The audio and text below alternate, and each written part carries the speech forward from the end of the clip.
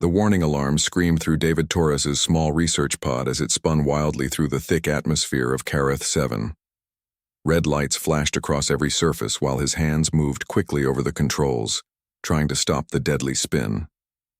The navigation system had failed completely during the jump, and now gravity was pulling him down toward the jungle moon's surface like an angry giant. David gripped his seat as the pod shook violently. Through the small window he could see the endless green canopy of alien trees rushing up to meet him. The emergency systems kept shouting warnings about hull damage and engine failure, but there was nothing he could do now except hold on and hope the crash padding would keep him alive. The impact came suddenly. Metal screamed against rock and wood as the pod tore through the treetops, snapping thick branches like twigs. David felt his body slam forward against the restraints as the pod bounced once, twice, then crashed into something solid with a final, thunderous bang that shook his bones. Then everything went quiet except for the hissing of escaping air and the distant crackling of small fires. David's head throbbed as he slowly opened his eyes.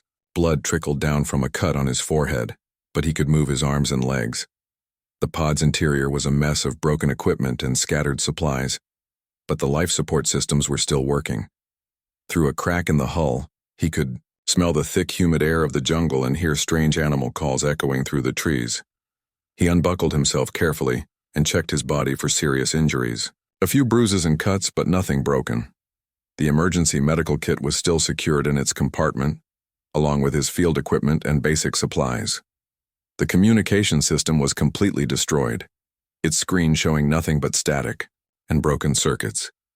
David pulled himself toward the exit hatch and forced it open with a sharp kick. The thick jungle air hit him like a warm, wet blanket full of unfamiliar scents. Tall trees stretched up toward a purple-tinted sky, their leaves forming a thick canopy that blocked out most of the sunlight. Vines hung down like green ropes, and colorful insects buzzed through the humid air. The crash had torn a long scar through the forest floor, leaving broken trees and scattered metal in its wake. David's pod had finally stopped against a massive boulder covered in thick moss. As he climbed out onto the damp ground, he realized how lucky he was to be alive. But luck might not be enough to keep him that way. Kareth 7 was known throughout the galaxy as one of the most dangerous worlds ever discovered. The jungle was full of predators that could tear apart a human in seconds, and the largest of these were the Ravak. These massive creatures looked like giant panthers but were far more intelligent and deadly. They hunted in packs and showed no mercy to any creature that entered their territory. David gathered his supplies and began to explore the crash site, looking for anything useful. The pod's emergency beacon was smashed beyond repair, which meant no rescue ships would be able to find him. He would have to survive on his own until he could either fix his communication equipment or find another way off this hostile world. As he moved around the wreckage, David heard a soft sound that made him freeze. It was not the call of any bird or insect, but something else. Something that sounded almost like crying. He followed the sound carefully, his hand moving to the small plasma pistol on his belt. The crying was coming from beneath a piece of twisted metal that had been torn from his pod during the crash. David carefully lifted the heavy sheet and looked underneath. What he saw made his heart skip a beat. 3 small creatures huddled together in the darkness, their tiny bodies shaking with fear and cold. They looked like miniature versions of the deadly Ravak predators, with dark fur marked by distinctive patterns of lighter stripes and spots. Their large eyes reflected the dim light and they mewed softly like frightened kittens, Ravak cubs. David's first instinct was to back away quickly. Even baby Ravak were dangerous, and where there were cubs, adult Ravak were usually nearby. But as he started to move, he noticed something that made him stop and look more carefully. A larger shape lay motionless near the cubs, partially covered by fallen branches and debris from the crash. It was an adult female Ravak, her sleek black fur now dull and lifeless. A massive piece of metal from David's pod had struck her during the crash, killing her instantly. The cubs were orphans, too young to survive on their own in the hostile jungle. David found himself in an impossible situation. These cubs belonged to a species that considered humans nothing more than prey to be hunted and eaten. Adult Ravak had killed hundreds of human explorers over the years, showing no mercy or hesitation. The smart thing to do would be to leave the cubs and focus on his own survival. But as he watched them huddle together, mewing pitifully for their dead mother, David felt something stir deep in his chest. They were just babies, frightened and alone in a dangerous world.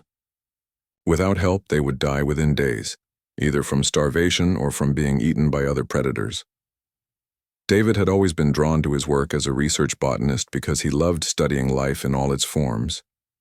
He had spent years learning about the complex relationships between different species, and he understood that even the most dangerous predators were simply trying to survive in their own way. The cubs looked up at him with their large, frightened eyes, and David made a decision that would change everything. He slowly reached out his hand, speaking in a soft, calm voice. The smallest cub, marked with distinctive storm cloud patterns in her fur, sniffed his fingers cautiously. When he did not make any threatening moves, she pressed her tiny head against his palm and began to purr softly. David carefully gathered all 3 cubs, wrapping them in a spare blanket from his emergency kit. They were weak from hunger and cold, but they seemed to trust him instinctively. As he held them close to his chest, he realized that he had just committed himself to one of the most dangerous and foolish acts of his life. He was going to try to keep them alive. Morning came slowly to the jungle of Kareth 7, with pale light filtering through the thick canopy above. David had spent his first night huddled in a shallow cave he found near the crash site, with 3 hungry Ravak cubs pressed against his chest for warmth. None of them had slept much, as strange howls and roars echoed through the darkness, reminding them all that they were not alone in this dangerous place. The cubs had been crying weakly through the night, their small bodies growing thinner by the hour. David knew they needed food soon or they would not survive another day. The problem was that he had no idea what baby Ravak ate, and his own food supplies were limited to emergency rations that would last only a few weeks at most. The jungle began to wake up around them. David studied his 3 small companions more carefully. The largest was a male with bold black stripes across his silver fur, like lightning bolts frozen in time. David decided to call him Storm. The middle cub was another male with fur that seemed to glow with deep red highlights in the dim light, earning him the name Ember. The smallest was the female who had first trusted him, her fur marked with swirling patterns that reminded David of moving shadows, so he called her Shadow. Storm seemed to be the natural leader of the 3, always moving first and testing new situations with careful curiosity. Ember was the most playful, despite their dangerous situation, and would pounce at David's fingers when he moved them across the ground. Shadow was the most cautious but also the most affectionate, always trying to curl up as close to David as possible. David's first priority was finding water and food. He had a small water purification device in his emergency kit, but it would not last forever. More importantly, he needed to figure out what the cubs could eat. From his research files, he knew that adult Ravak were pure carnivores, but cubs might need milk at first, just like many other mammalian species.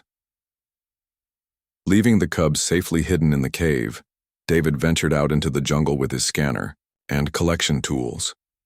The air was thick with humidity and filled with the sounds of countless alien creatures. Brightly colored birds called from the treetops, while small mammals scurried through the underbrush. Everything seemed to be watching him, measuring him as either predator or prey. David found a clear stream running over smooth rocks about 100 meters from their cave.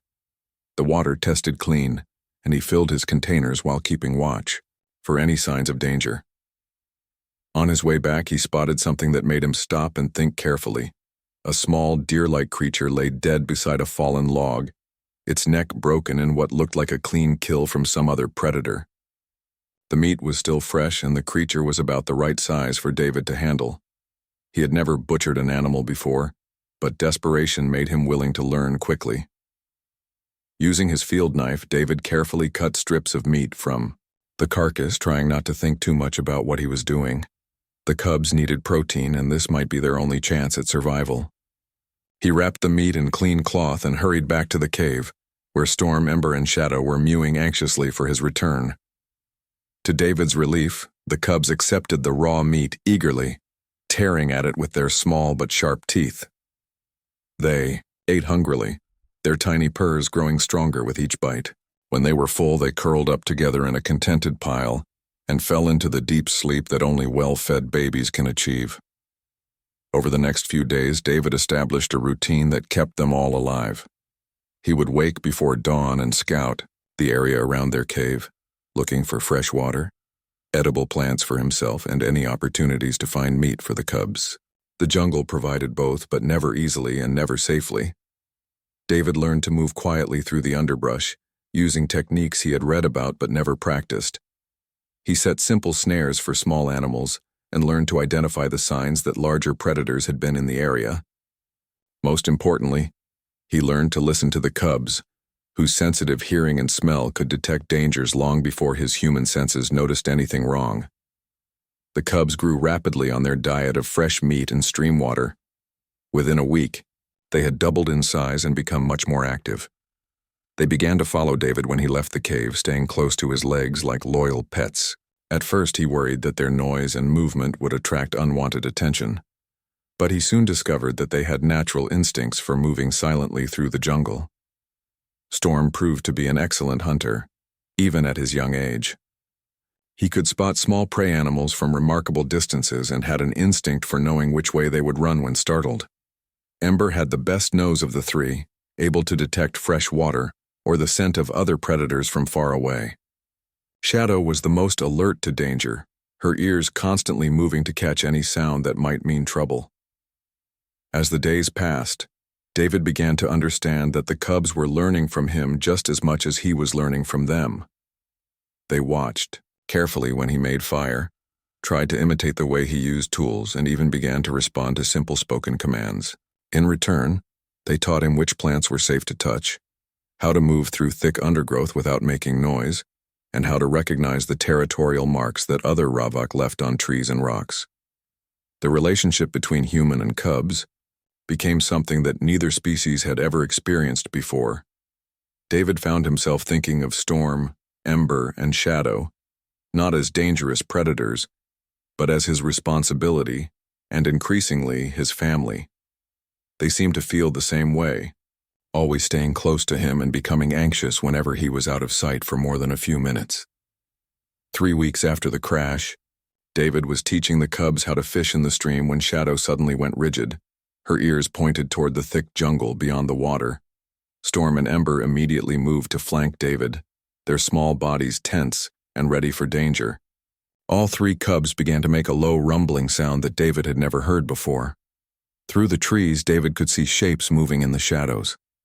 Large shapes with the distinctive fluid movement of adult Ravak. His heart began to pound as he realized that their peaceful life in the jungle was about to come to an end. The adult pack had found them, and David had no idea if his 3 small companions would still choose to stand with him when their own kind called to them. 6 massive Ravak emerged from the jungle shadows like living nightmares. Each one was easily 3 times the size of an earth lion, their muscles rippling beneath sleek black fur as they moved with deadly grace. Their eyes glowed yellow in the filtered sunlight, and their retractable claws left deep gouges in the soft earth with every step. At their head walked the largest of all, a scarred male whose presence commanded immediate respect and fear. David's mouth went dry as he realized he was looking at Razormane, the legendary pack leader whose territory covered hundreds of square kilometers of jungle. Stories about this particular Ravak had spread throughout human space stations and research outposts. He had killed more human explorers than any other single predator on Kareth 7, and his intelligence was said to rival that of any human strategist.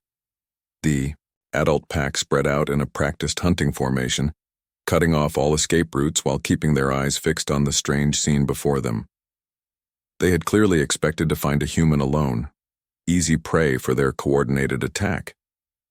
Instead, they found 3 of their own cubs standing protectively around the human, their small bodies trembling but their stance defiant. David's hand moved slowly toward his plasma pistol, but he knew it would be useless against 6 adult Ravak. Even if he managed to kill 1 or 2, the others would tear him apart before he could reload. His only hope was that their confusion about the cubs might buy him enough time to think of something else.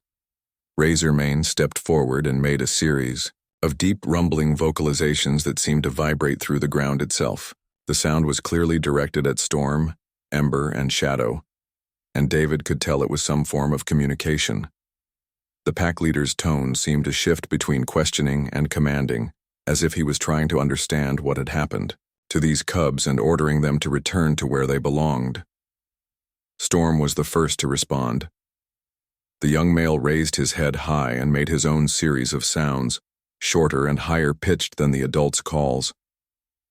David could not understand the meaning, but the tone was unmistakably defiant. Storm positioned himself directly between David and Razormane, his small claws extended and his tail lashing. Ember and Shadow quickly moved to support their brother, forming a protective triangle around David. All three cubs began making the low rumbling sound David had heard before, but now it was much louder and more aggressive. They were challenging the adult pack, claiming David as part of their territory. The adult Ravok exchanged glances that spoke of complete bewilderment. In all their evolutionary history, cubs had never rejected the call of their own kind.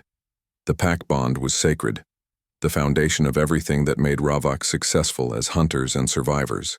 Yet here were three healthy cubs choosing to defend an alien creature instead of rejoining their proper family. Razormane tried a different approach. He moved closer and lowered his massive head, making softer sounds that were clearly meant to be reassuring. When the cubs did not respond, he turned and called to the other adults. Two females approached carrying fresh kills in their mouths, dropping the bloody meat near the cubs as an offering.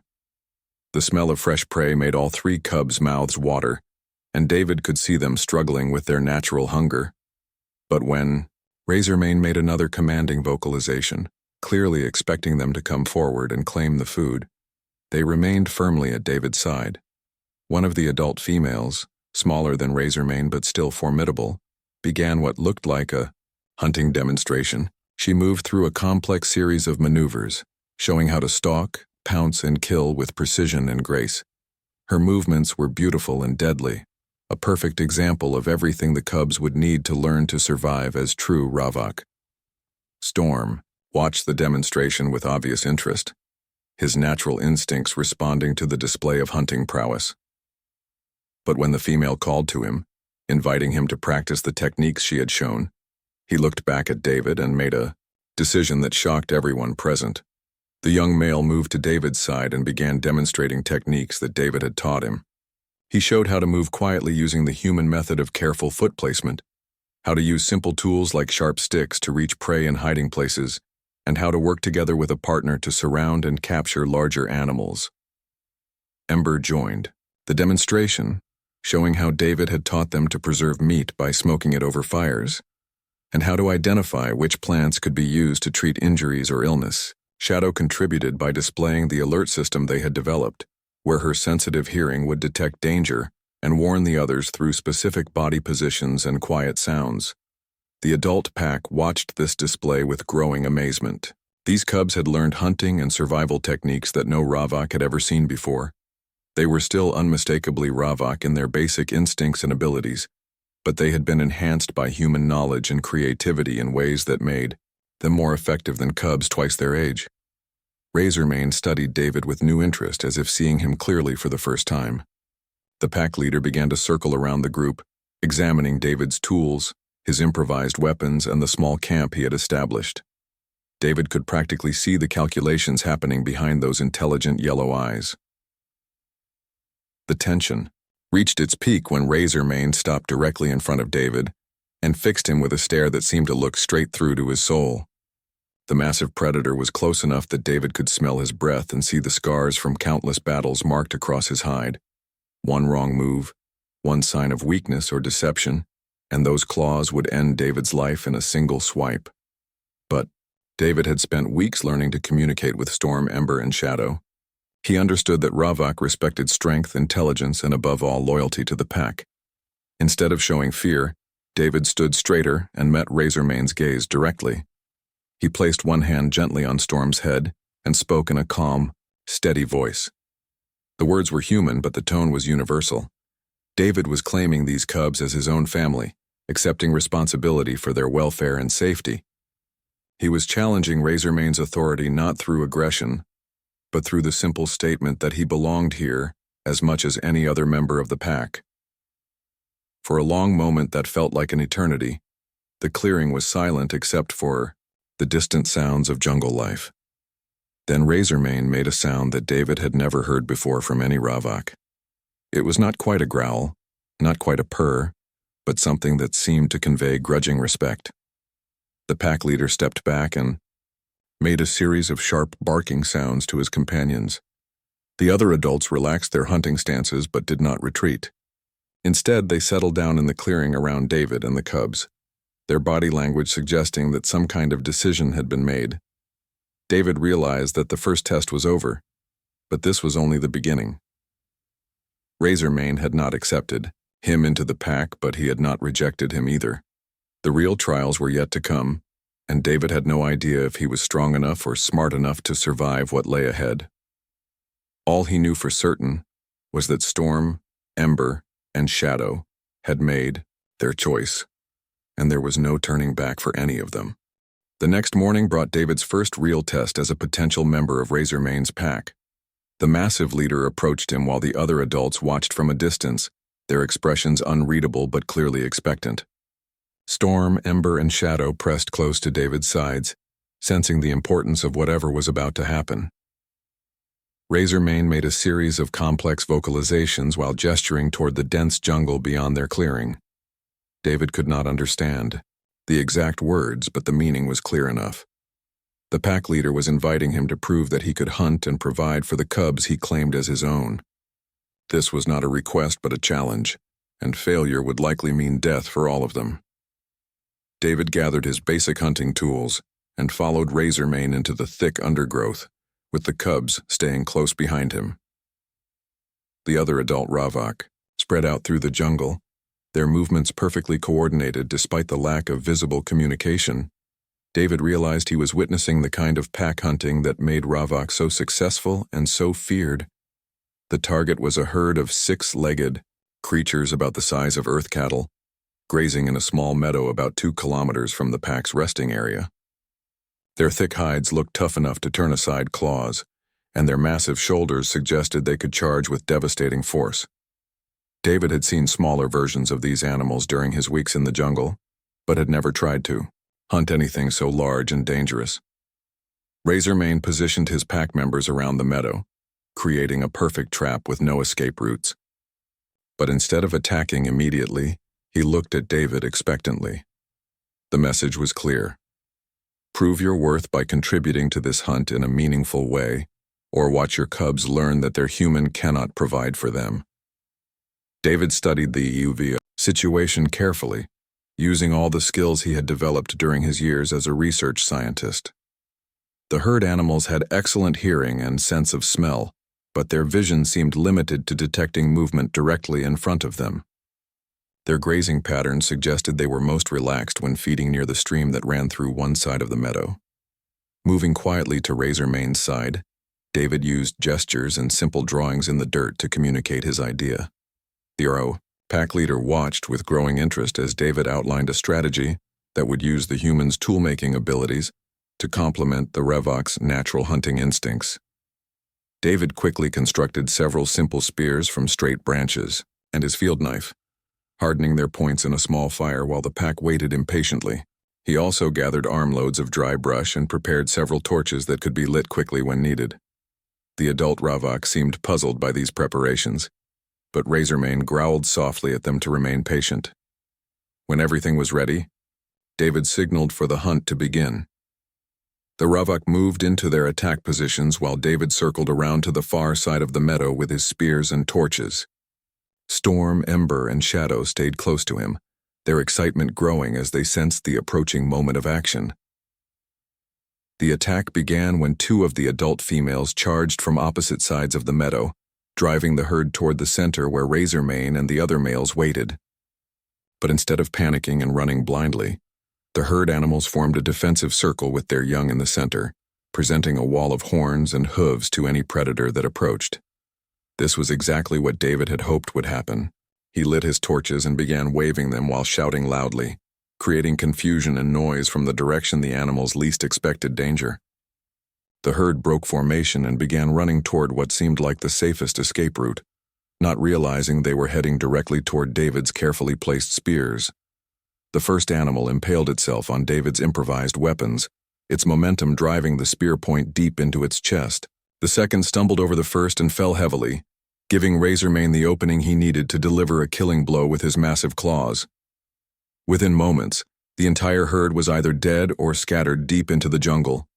The pack had taken 3 large animals with minimal effort and no injuries, far more successful than their usual hunting expeditions. David's strategy had turned what should have been a dangerous and difficult hunt into an efficient harvest that would feed the entire pack for days. Razormane approached David with what could only be described as approval, making a rumbling sound that seemed to indicate respect. The other adults began the work of butchering their prey, but they made sure to offer David the choice portions traditionally reserved for successful hunters. Storm, Ember, and Shadow practically glowed with pride as they watched the adult pack treat their human with the respect due to a valuable pack member. They had been right to choose David over their own kind, and now the adults were beginning to understand why. But David's trials were far from over. Over the next few days, Razormane tested him in different ways, challenging his ability to find water in dry areas, to navigate through trackless jungle without getting lost, and to defend the cubs from smaller predators that tried to raid their food stores. David passed each test by combining his human knowledge with the lessons he had learned from his 3 young companions. He used his understanding of plant biology to locate underground streams, his skill with tools to create landmarks and trail markers, and his strategic thinking to set traps and barriers that protected their camp from unwanted visitors. The most dangerous test came when a rival pack entered Razormane's territory, challenging the established group for control of the best hunting grounds. The intruders were led by a scarred female called Broken Fang, whose pack was known for their ruthlessness and complete lack of mercy toward any creature they considered weak. David found himself preparing for his first real battle alongside creatures that had once been his natural enemies. Razormane made it clear that this fight would determine once and for all whether David truly belonged with the pack, or whether he was just a burden that endangered the cubs he claimed to protect. As the 2 packs faced each other across a rocky clearing, David gripped his improvised weapons and tried not to think about the fact that he was about to fight for his life alongside apex predators against other apex predators. Storm, Ember, and Shadow positioned themselves near him, their young bodies tense with anticipation and fear. The battle was about to begin, and David knew that everything he had learned about survival, strategy, and the true meaning of pack loyalty would be tested in the next few violent minutes. Either he would prove himself worthy of the family he had found, or he would die trying to protect the cubs who had chosen him over their own kind. The battle with Broken Fang's pack had been swift and decisive. David's strategic use of fire and improvised barriers had allowed Razormane's warriors to fight with tactical advantages they had never possessed before. When the smoke cleared, Broken Fang lay dead and her surviving followers had fled deep into the jungle, never to challenge this territory again. 3 months had passed since that victory, and the dynamic within Razormane's pack had transformed completely. David was no longer an outsider being tested, but a respected member whose unique abilities had earned him a permanent place in the group's hierarchy. Storm, Ember, and Shadow had grown into formidable young hunters, their skills enhanced by the perfect blend of human strategy and Ravok instincts. The morning routine had become as natural as breathing. David would wake before dawn in the large den the pack had helped him construct, using both human engineering principles and Ravok knowledge of terrain and weather patterns. Storm would already be awake, his keen senses alert to any changes in the jungle around them. Ember and Shadow would be curled together nearby, their peaceful sleep a sign that they felt completely safe in their unusual family. As the sun rose through the canopy, the pack would begin their daily activities.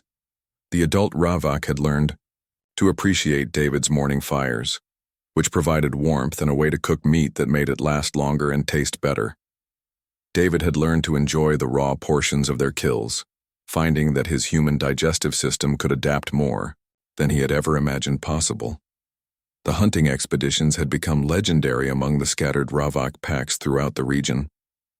David's combination of human tool-making, strategic thinking, and understanding of animal behavior had made Razormane's group the most successful hunters on Kareth 7. They could take down prey that other packs would never dare to approach, and they did it with efficiency that left plenty of time for rest and play.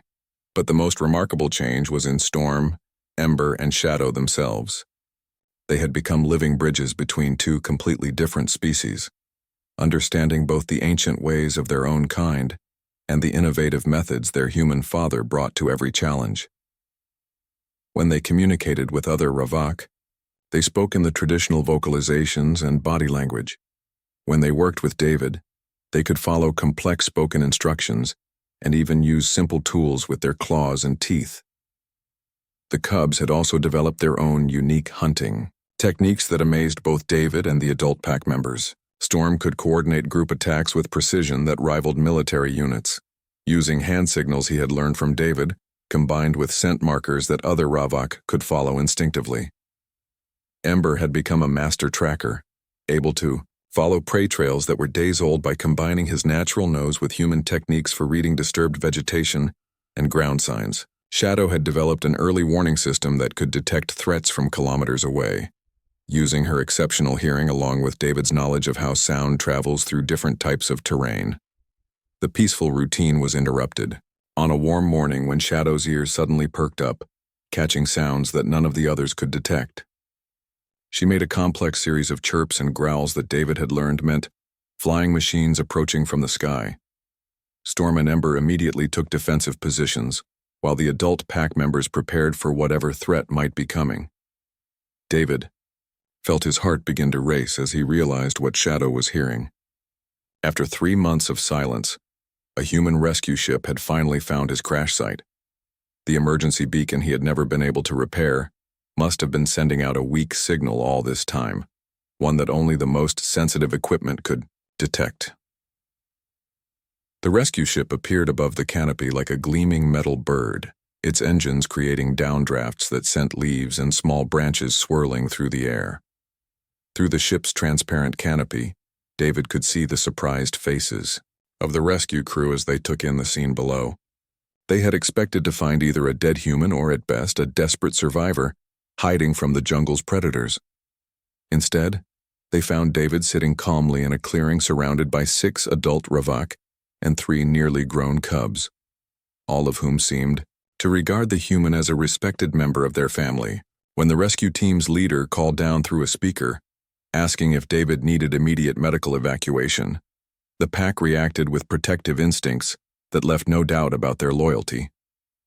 Razormane and the other adults positioned themselves between the ship and David, while Storm, Ember, and Shadow pressed close to his sides, their rumbling vocalizations making it clear that they considered the flying machine a potential threat to their family.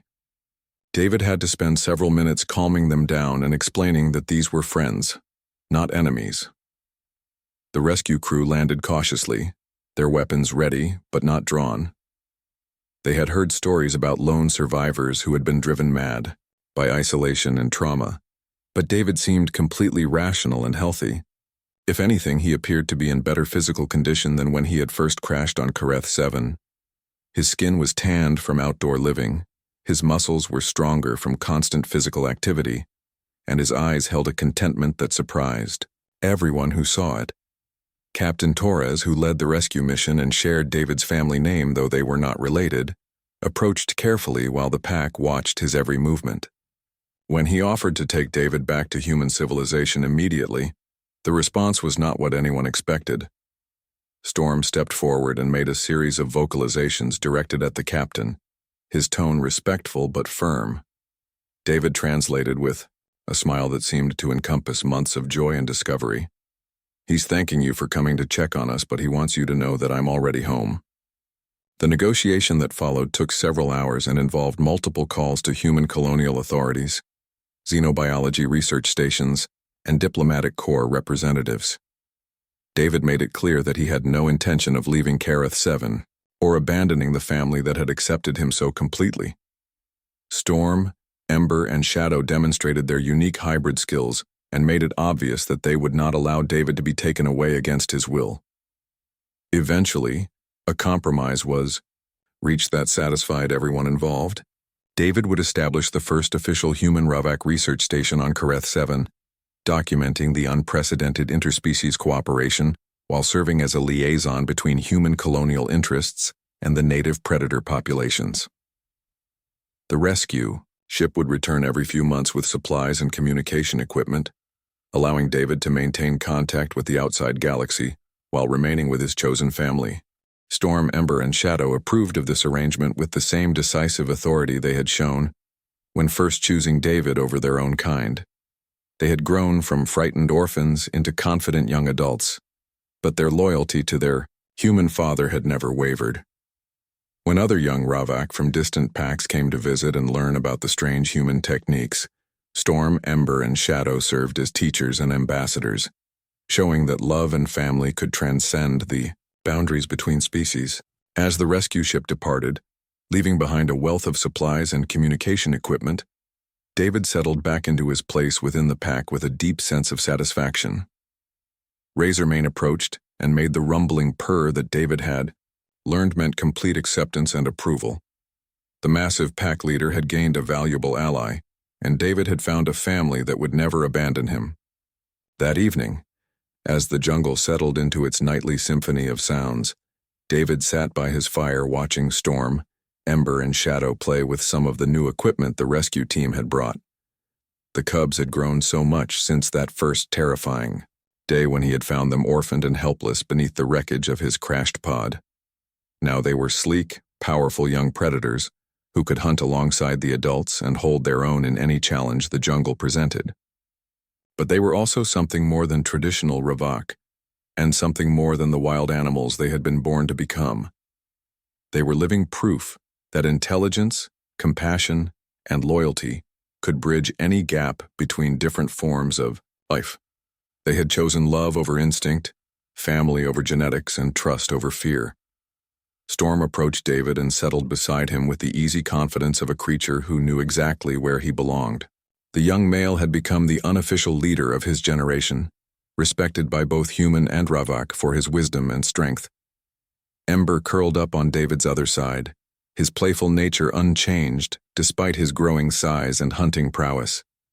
Shadow, always the most affectionate of the three, rested her large head on David's lap and began the deep rumbling purr that meant complete contentment. As David stroked Shadow's fur and watched the stars appear through gaps in the canopy above, he reflected on the strange turns his life had taken. He had come to Kareth 7 as a simple research botanist, interested in cataloging plant species and expanding human knowledge of alien ecosystems. He would leave this world someday as something entirely different, a bridge between species, a proof that cooperation could triumph over conflict, and a father to three remarkable beings who had changed everything he thought he knew about family and belonging. The research station he would build would document not just the biological and behavioral aspects of human Ravak cooperation, but the deeper implications of what they had all learned together. Love was not limited by species barriers. Intelligence could be shared and enhanced when different perspectives worked together. And sometimes, the most important discoveries were not found in laboratories or libraries, but in the simple act of caring for someone who needed help. Storm raised his head and made a soft vocalization that David had learned was his way of saying goodnight. Ember stretched and yawned, showing teeth that could tear through metal but were only ever used gently around his human family. Shadow's purring grew deeper and more rhythmic as sleep began to claim her. David added another log to the fire and settled back against the warm stone of their den. Tomorrow would bring new challenges, new discoveries, and new opportunities to learn from each other. But tonight, surrounded by his chosen family in the heart of an alien jungle, he was exactly where he belonged. The cubs who had once been abandoned and afraid had chosen a human over their own den, and in doing so, they had created something entirely new. A family bound not by blood or species, but by the simple, powerful truth that love recognizes no boundaries when it finds where it truly belongs.